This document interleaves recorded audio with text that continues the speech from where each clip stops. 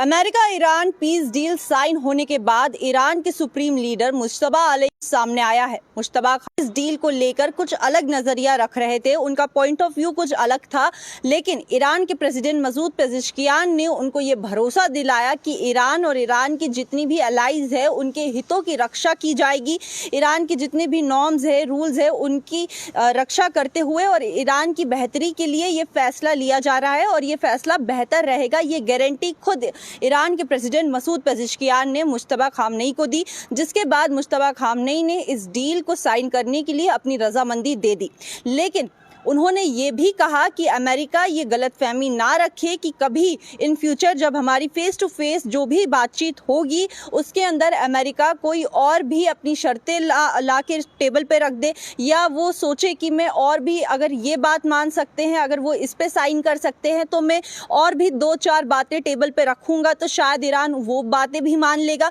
तो मुश्तबा खामनेई ने ये क्लियर कर दिया स्टैंड को कि अमेरिका ऐसी कोई भी गलतफहमी अपने दिमाग में ना रखे। ये डील जो हुई है ये अमेरिका के लिए बहुत ज़्यादा इंपॉर्टेंट थी, अमेरिका को ये डील करनी बहुत ज़्यादा ज़रूरी थी। इस डील को कराने के लिए डोनाल्ड ट्रंप ने अपनी एड़ी चोटी का जोर लगा दिया, अपनी सारी ताकत, अपनी सारी पावर लगा दी और डोनाल्ड ट्रंप खुद इस डील को करवाने के लिए बहुत ज़्यादा उतावले हो रहे थे और तब जाके ये डील साइन हुई है। ये डील साइन होती या ना होती उससे ईरान को कोई भी फ़र्क नहीं पड़ने वाला था और ईरान को ये डील साइन होने के बाद भी कोई फ़र्क नहीं पड़ेगा। जिस पे मैं आपको फिर से बता दूं कि मुश्तबा खामनेई ने ये क्लियर कर दिया अमेरिका को कि अमेरिका ये गलत फहमी बिल्कुल भी अपने दिमाग में ना रखे कि इससे आगे वो और भी कोई शर्तें लेकर आएगा या ये सोचेगा कि ईरान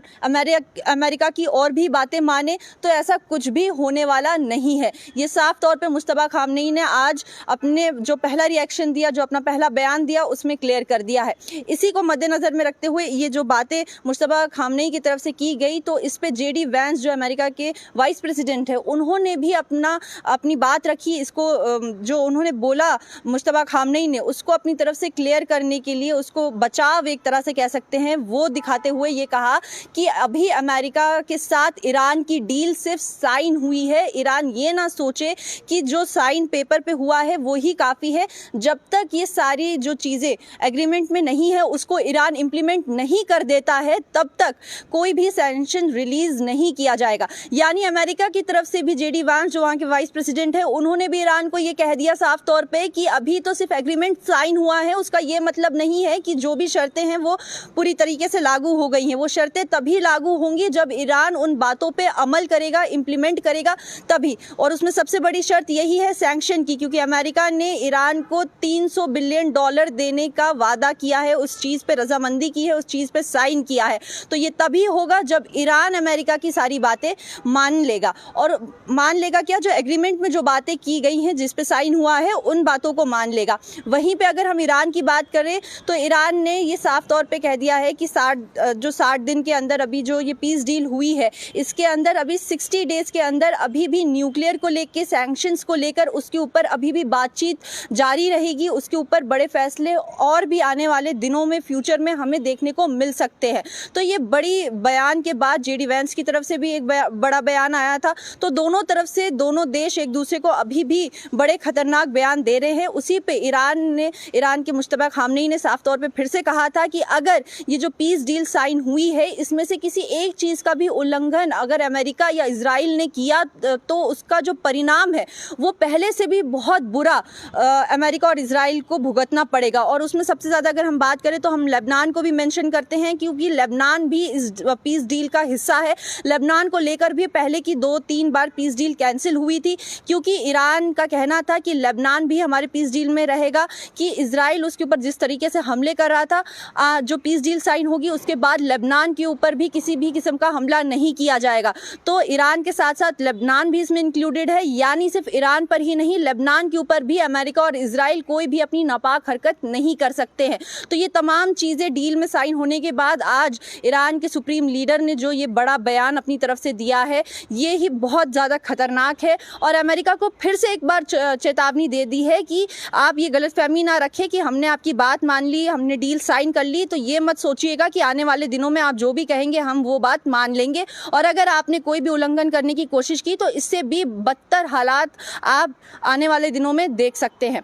इसके साथ साथ हम आपको ये भी बता दें कि आयतुल्लाह अली खामनी जो इजराइल अमेरिका ईरान जंग में शहीद हुए थे, उनके जनाजे को लगातार पोस्टपोन किया जा रहा था, सिर्फ और सिर्फ जो ईरान में हालात थे उसको मद्देनज़र में रखते हुए, सिक्योरिटी रीजंस के तहत। लेकिन अब ये रिपोर्ट्स के मुताबिक ये खबर आ रही है कि 4 जुलाई से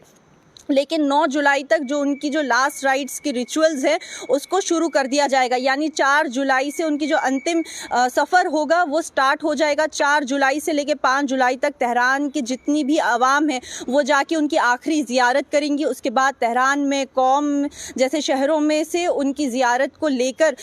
गुजारा जाएगा, तमाम जो वहाँ के लोग हैं, आवाम है, वो उनकी ज़ियारत कर सके, उन्हें आखिरी बार देख सके, और उनकी लास्ट मेमोरी सेरेमनी 6-7 जुलाई को मनाई जाएगी, रखी जाएगी, जहाँ पे जितने भी आवाम है वो वहाँ पे उनकी ज़ियारत करने आए, उनको आखिरी बार देखने आए, और फिर जाके 9 जुलाई को उनको दफनाया जाएगा। उनके जनाजे की जो प्रोसेस है वो शुरू की जाएगी। तो रिपोर्ट्स के मुताबिक हम आपको बता दें, आयतुल्लाह अली खामनी जो ईरान के पहले सुप्रीम लीडर थे,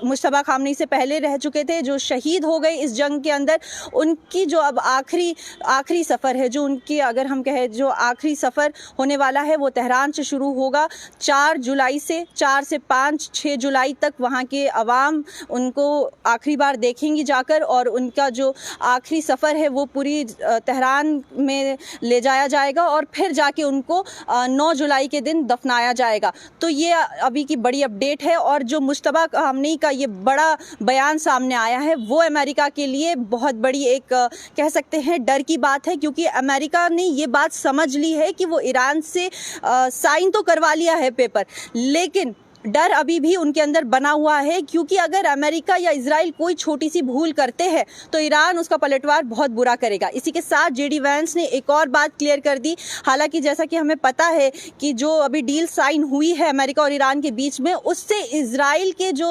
इजराइल के प्राइम मिनिस्टर है या जो बाकी नेता हैं वो बिल्कुल भी खुश नहीं है, वो इस डील से बिल्कुल भी खुश नहीं है, जिसपे अमेरिका ने साफ तौर पर कह दिया है कि इजराइल अमेरिका के बिना कुछ भी नहीं है, और अमेरिका इजराइल का बहुत अच्छा दोस्त है और इजराइल भी अमेरिका का बहुत अच्छा दोस्त है। तो अमेरिका जो भी कर रहा है वो इजराइल की उसमें बेहतरी होगी, और इजराइल को अमेरिका के ऊपर भरोसा रखना चाहिए, और अमेरिका ने जो भी कदम लिए हैं उसके ऊपर भरोसा रखते हुए अमेरिका का साथ देते हुए आगे बढ़ना चाहिए। आपकी इस बारे में क्या राय है हमारे कमेंट सेक्शन में ज़रूर बताइए। फिलहाल के लिए हमें दीजिए इजाज़त। बाकी देश और दुनिया की तमाम खबर देखने के लिए बने रहिए न्यूज़ इनसाइडर 24/7 के साथ।